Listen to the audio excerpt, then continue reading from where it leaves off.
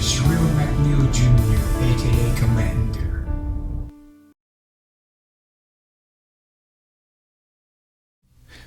Welcome to another SMJ broadcast. I'm your host, Sherrill McNeil Jr., your aka Commander. And thank you again for joining me another week on this SMJ broadcast. It's a blessing to do another one of these ministries today. And I'm glad this is the weekend, sitting back, relaxing a little bit, try to get things done. And I just thank God again, once again, give me another day to do this, to bring me through another week. That he continues to show his mercy, his grace, that he don't even deserve that, and he's so faithful. And sometimes we not faithful sometimes, and sometimes we don't come through for him, but he come through for us. And I try not to take things for granted, and what he has done. So I just want to thank God for what he has done this week, and what he has done today, and continue to be in my life, and continue to stand by my side and fight the enemies for me in his own strength, not my strength, because if I try doing my strength, I'm going to get defeated. So I just want to thank him for that. So just thank you again for joining me. Now, the last week before, I was in part 1, Halt, before making a bad decision, and that was the last topic that we was on. Now today, it's going to be part 2 of this. So we're going to dive straight to this, because I'm not going to try to be too long on this subject. And let's go ahead and start this real quick. Alrighty, so this week's topic, let's get straight to this topic. Let's see what the topic for this week. This week is the same topic for last week, but it just got part 2 in front of it. Part 2, Halt, before making a bad decision. Halt is H-A-L-T. Now, I'm not going to go too far, because you can catch my last video on part 1 if you haven't catch that. It's on YouTube, and you also go to my Facebook account. You can see part 1. And we was see, Halt is an acronym that I used because I heard it from, I was reading some of my studies through daily, the daily read studies with Charles Stanley. Sometimes he has that daily read sometimes, and he made this point of view about how it kind of got to me, and how he used it as an acronym. And how, only thing it means is this is the reason why we make these bad decisions. The H stands for hungry, the A stands for angry, the L stands for lonely, and the T stands for tired. And I was going over last week that this is the exact same thing that we use when we make that bad decision. We get hungry, we get frustrated, we get lonely and tired. So when we try to get something what we want, we do it out of our own will, not going to God in prayer, seeking his will, seeing when it's the right timing to receive something. Because when we try doing it in our own will, in our own prideful state, sometimes it's not good to do it, because we can get something that put us seriously in debt. We can get into the bad relationship with somebody without depending on the Lord who to be with. Or, depending on the Lord, saying, man, is this car right for me at this time? Is it too much debt for me to have it right now? And we said, no, skip that. I want to listen to Lord. I want to do it my own will. And we just suffer the consequences later. So last week I left off with about Abraham and Sarah. And I was coming from Genesis 15, 4 through, you see here? Genesis 15, 2 to 5, I was coming through.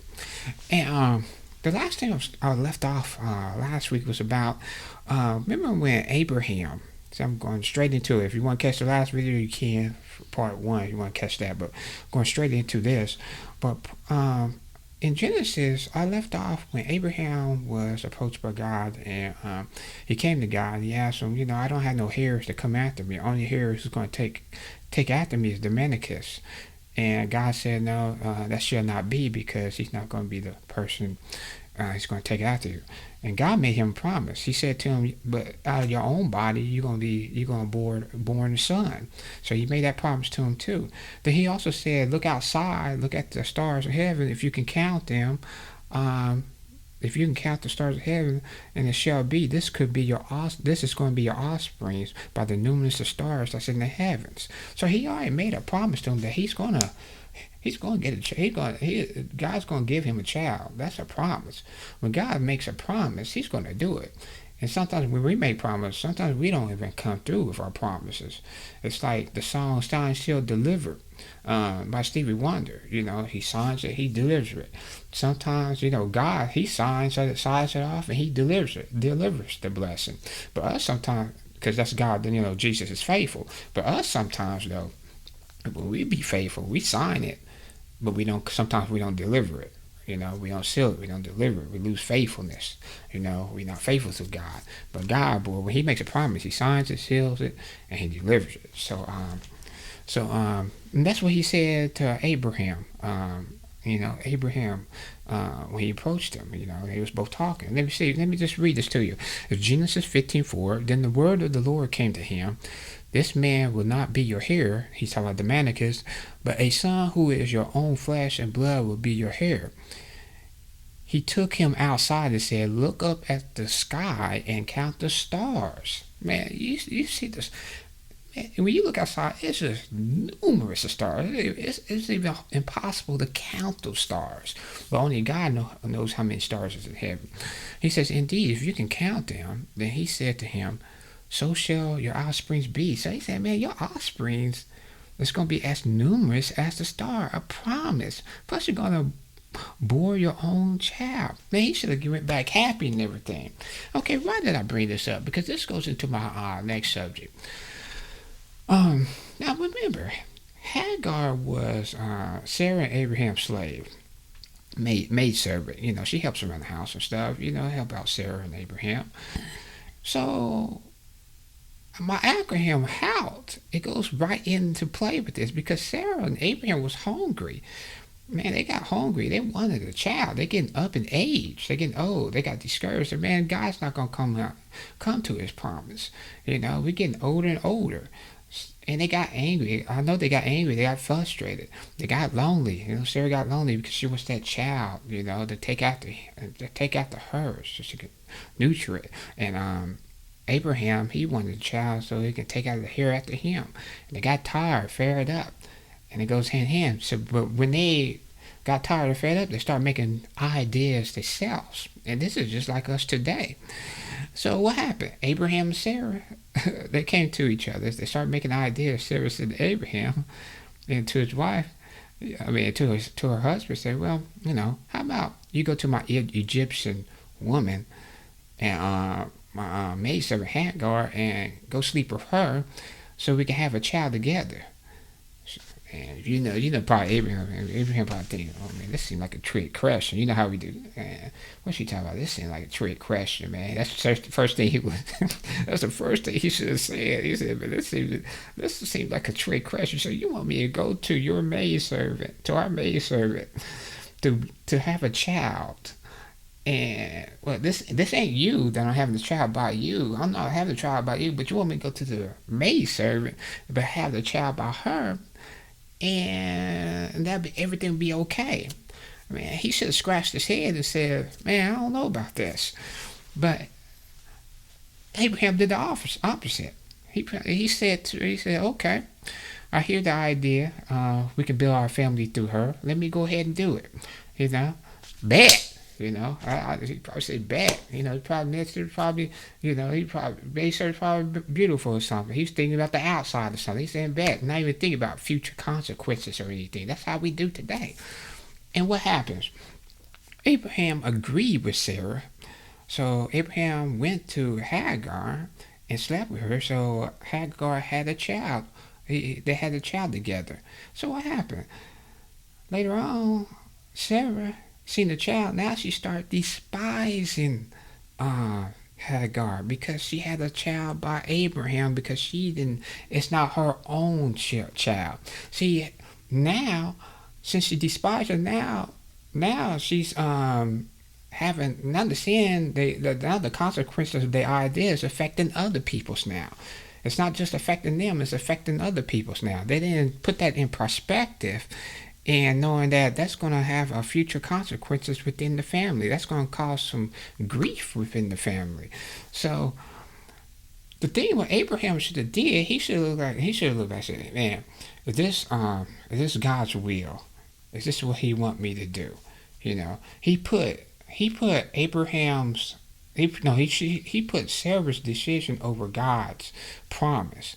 So he should have said, no, God told me just a few hours ago or a day or so ago that He's gonna promise that we're gonna have a child together.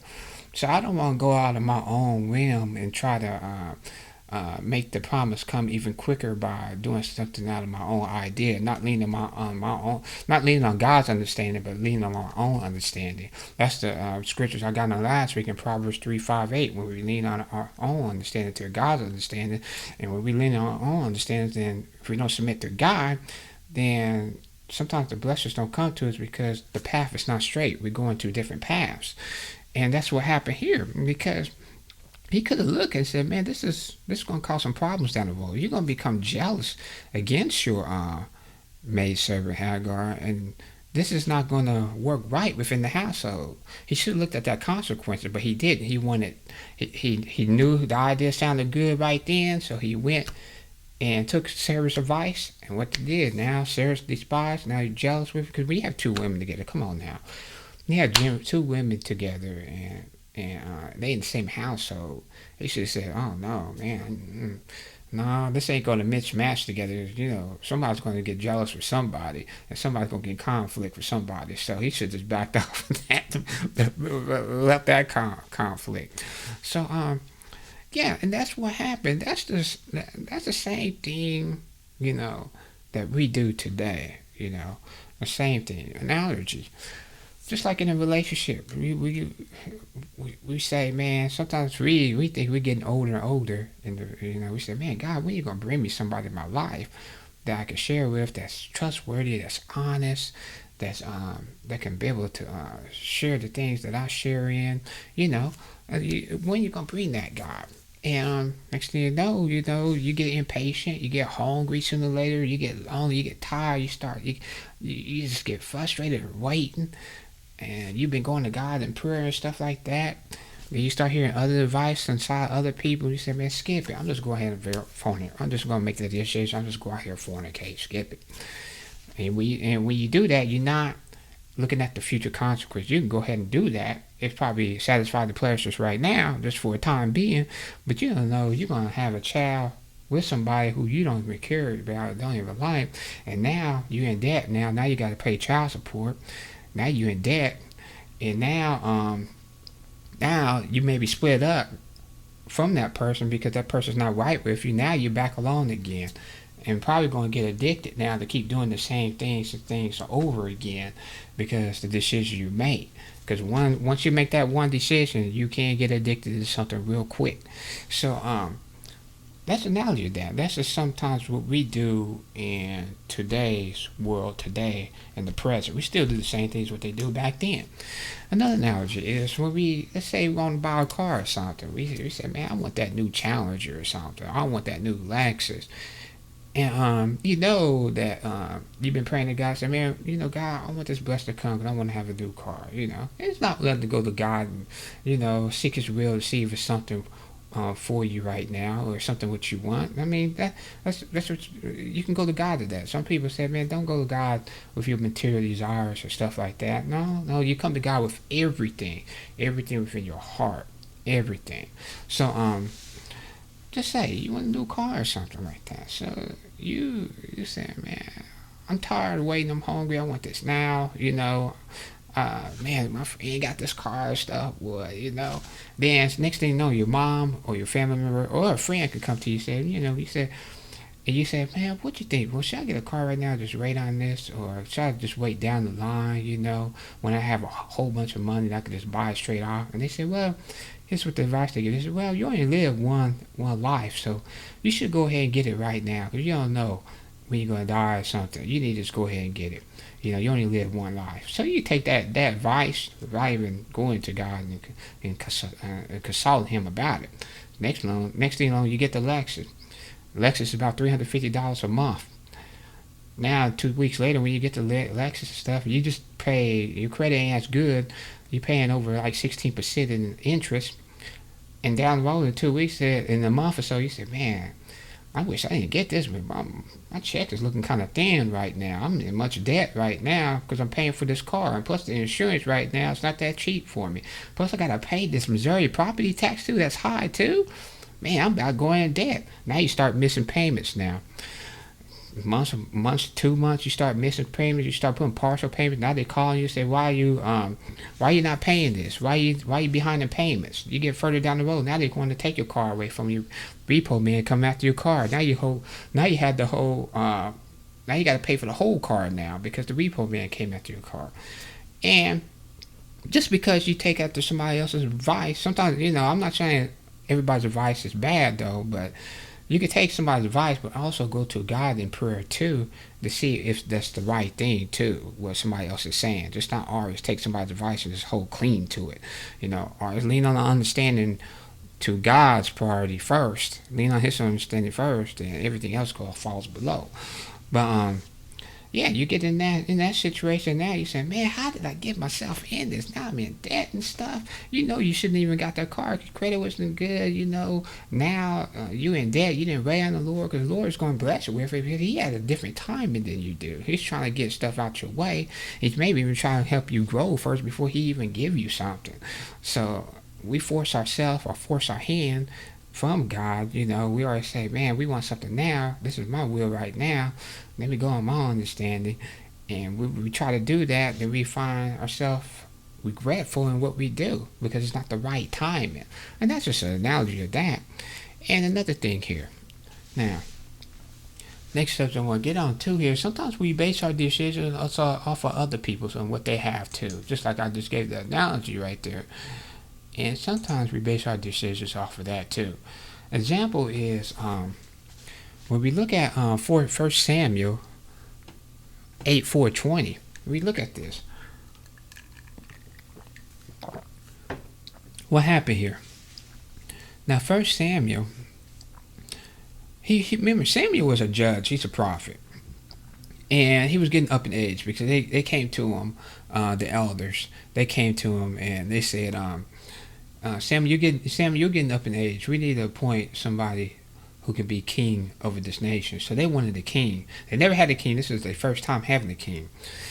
So before that, Samuel was going to appoint both his sons to be to be the next heir, to be the next judge and prophets over Israel. But he already know his sons was not following the ways of God. They was not taking they didn't take after him because he was faithful to God. He followed God. He was God's prophet. He was the judge of Israel. So but he wanted to appoint his sons. His sons did not follow his ways. So he made a hasty decision, saying, well, let my sons be, not even looking at the outcome, anything, the future outcomes. If his sons did took after him, and knowing that they didn't follow God's ways, Israel could be way better, worse off if that happened. So he tried to make a hasty, fast decision based off, since they are my sons, they should take after. They should take after me. They should be the next heir. But Israel, the elders are saying, no, your son did not follow your ways. So we don't want him to be the next heir. We want a king. So Samuel got displeased over that. He got angry over that. And this is in 1 Samuel 8:4-20. You can look at this. And he got angry over that. He went to God in prayer. He said, God, see what they doing? They don't, because at first he says, see what they're doing, because he was angry with not letting his sons too be overhears, which is not right though, because since they don't follow that them, he should not think they should be here. Just like analogy, a pastor son doesn't mean he should be the next person to be pastor of the church. If he's not following the Lord, he should not be the next person in line to pastor the church. If the pastor stepped down, he's going to retire from the church. Just like Samuel, his sons should not be next followers since they didn't follow God. So he got displeased only for that, and also because they asked a king. Now Israel want to be like other nations. See how they want to compare. See how they would base their decisions off of other nations. They already had a good king over them. They had God who protect them, God who got them. I know this is over. This is in. Yeah, this is. I'm sorry. This is. This is. No, I think I was in Genesis, but this is Samuel. Israel. God already got them out of Egypt. Already. Look at that. He already got them out of Egypt, freed them from slavery, and they want another king, just like another nation had, a human being to be king over them, knowing they had the best king over them. So they already made a bad decision already. So Samuel got displeased over that and went to God and said, "Man, God, look, they want a king now to rule over them, and they have refused me. They had rejected me of what I wanted. So, just paraphrasing, he was asking God for his advice." So here's what he said: Samuel told the words of the Lord to the peoples who were asking him for a king. Then, and he said, "This is what the king who will reign over you will claim as his right. He will take your sons and make them serve with his chariots and horses." Okay, let me look at this right quick. God right here, this is my next point right here. Sometimes, I told you Abraham and Sarah, the best thing Abraham to do is look at the future consequences. Sometimes for us, if God even tell us the consequences at first, and we even know what's going to follow after, we still want it anyway. We desire it. We could say, man, we could say, that just like the car example. We know the car is too high for us. We know the consequences. We know we can't afford it. We know the consequences. We're gonna get more in debt, but we just gonna get. God's showing us that already. It's like right in front of us, our eyes. We know about it, but we want it anyway. Just like Israel. Look at this. God told them what if they want a king, what the king is going to take from them. Look, the king is going to need. King is going to make them serve as chariots, horses. They will run in front of the chariots. They would be commanders of thousands. They would be cooks. They would make weapons of war, because the king is going to need that. Need those kind of type of people to make weapons for war, because it's going to be a war against Israel. It's going to be he's going to be needing bakers. He's going to need people who can tend the fields, vineyards, olive groves, and attendants and such, and so forth. So God is telling him in this passage that here's what's going to happen. Here's what the king's going to take from you. He's going to take some of your sons and daughters to serve in his kingdoms away from him. So he already told. So Samuel, when God told Samuel that, Samuel said, "Oh, okay, I get to see Samuel. Okay, they probably going to when they hear what God said was they want a king, what's going to happen? They ain't gonna want a king now." But that was a different story. When he told them the consequences, what's going to happen if they want a king, what did Israel say? Nope, we still want it. That's just like we do. That's just exactly the same. When we hungry, when we angry, when we lonely or tired, if we hear anything that's anything, we say, "Man, I want this right now. I know the consequences and everything, but I still want it." We say, "No, go ahead and give it to me right now. God, let me push you aside. I hear what you're saying, but put you saying, I need this now. I need this for the present time, right now." And that's what Israel did. Israel accepted the king. They wanted the king. They heard the consequences. They heard what Samuel said, and they still want it. And that's just the same thing. What we do today. No matter what we hear the consequences or anything, we still want it. We still want whatever we want in life. And this is real talk, because that acronym what I just went over is true. We base mostly our decision off of those acronyms. In anything that we go through relationships is like probably number one thing. We base that off of the Halt. And when we finances, when we in debt, when we don't depend on God for finances, boy, we start getting hungry, we get tired and lonely, and we start making ideas ourselves. Then we just become more in debt. And that's pretty much it. I told you this is going to be a short lesson today. I just want to go to part two and just summary though. Try to base your decisions on God. Go in prayer. Go into your silent room. I watched the War Room 2 weeks ago. I think it was a week or 2 weeks ago. That was a good movie. I like that. How she had her own room where she went into prayer, and this was a war room. This is a battleground that wherever she goes through, wherever life take her through, she goes in there and pray to God about every situation that she go through. That silent place that we need to go in there when the cell phone's not in there or any computers or something. That's all that hinder us to keep us away from God. So she had that silent room. That's what we got to do. When we have these anxious desires, I know we ain't perfect. And sometimes we're gonna fall into these temptations or any decision we made that we want something now. Sometimes we're gonna stumble and fall. But we got to remember the acronym HALT. Not to make hasty decisions and try to have the eyes of God, look at the future and what these consequences can bring. Because if we don't look at that, then we can bring just more consequences and more troubles into our lives. And that's in every situation, relationship, financial, education, get a new job. Because when you get a new job, you got to make sure this is the right place you need to be at. Your friends, relationship, this is important. This is important. This is an important lesson. That's why I always say go back and look at part 1, part 2.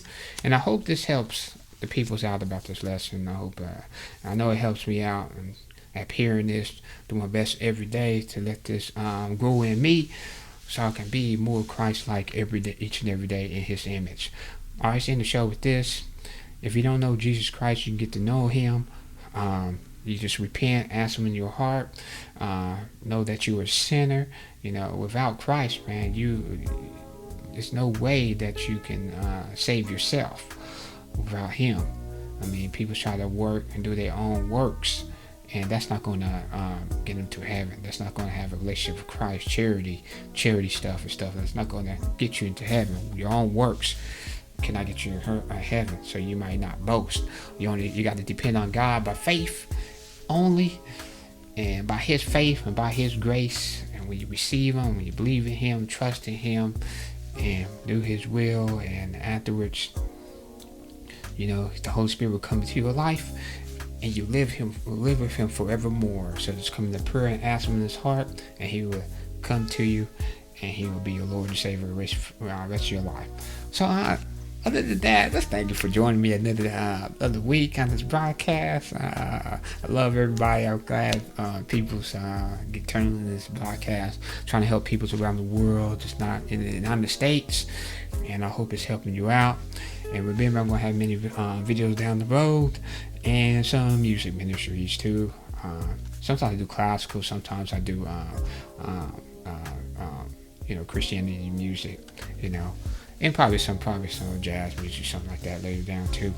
But other than that, remember, you can always ship in your questions or any topics at smjbroadcast@hotmail.com. And remember, he is loving. He is loving. Jesus Christ is. He lives forevermore. He is the King of Kings and Lord of Lords, and he lives forevermore. And remember, I'm your host, Sherrill McNeil Jr., your AKA Commander. Commander out.